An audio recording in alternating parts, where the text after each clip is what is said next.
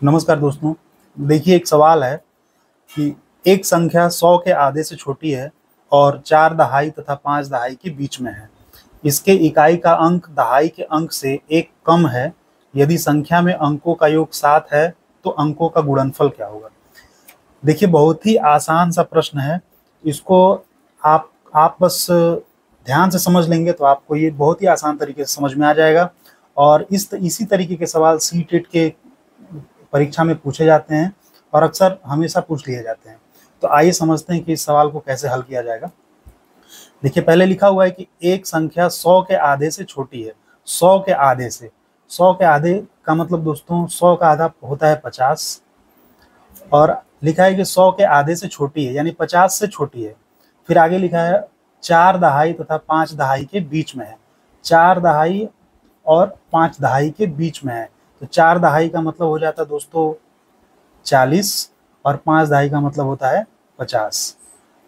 यानी कि जो संख्या है वह 50 से कम है और 4 दहाई तथा 5 दहाई के बीच में है, यानी कि 40 और 50 के बीच में है। इसके इकाई का अंक दहाई के अंक से एक कम है। अब आगे कह रहा है दोस्तों कि इसके जो भी संख्या है उस संख्या की इकाई का अंक इधर वाला इकाई का अंक होता है और इधर दहाई, इकाई दहाई, इकाई का अंक दहाई के अंक से एक कम है। यदि संख्या में अंकों का योग 7 है तो अंकों का गुणनफल क्या होगा?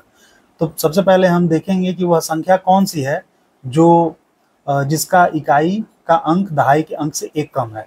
तो 40 और 50 के बीच में वो संख्या है। तो 40 के बाद 41 अगर हम लिखते हैं यहाँ पर, तो 41 जो है, 41 इकाई का अंक दहाई के अंक से 3 कम है। और हमें पता करना है कि जो इकाई का अंक दहाई के अंक से एक कम हो। तो 42, 43। दोस्तों देखिए, यहाँ पर इकाई का अंक 1 है और यह दहाई के अंक से 3 कम है। यहाँ पर दहाई के अंक से इकाई का अंक 2 कम है और यहाँ पर इकाई का अंक दहाई के अंक से 1 कम है, यानी कि 4 से 3 1 कम है। यहाँ पर 3 है और यहाँ पर 4 है। 4 से 3 क्या है? 1 कम है।